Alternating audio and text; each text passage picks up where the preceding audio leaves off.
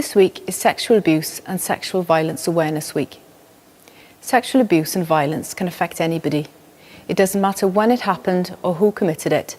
South Wales Police will take every report seriously. We will listen and support you.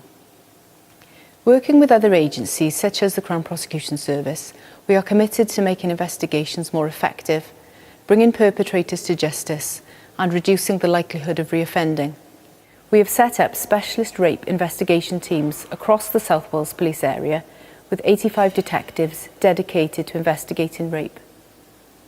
As part of our new approach, we are ensuring no victim of rape will be without a mobile phone for more than 24 hours, improving the way we communicate with victims at key stages, and are introducing new ways of seeking feedback to drive improvement across the whole criminal justice system.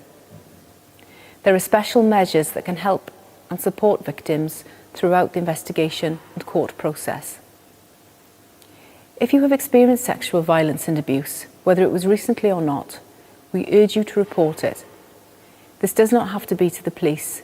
There are support services who can offer you help and advice. Information is on the screen now. Always dial 999 in an emergency. Thank you.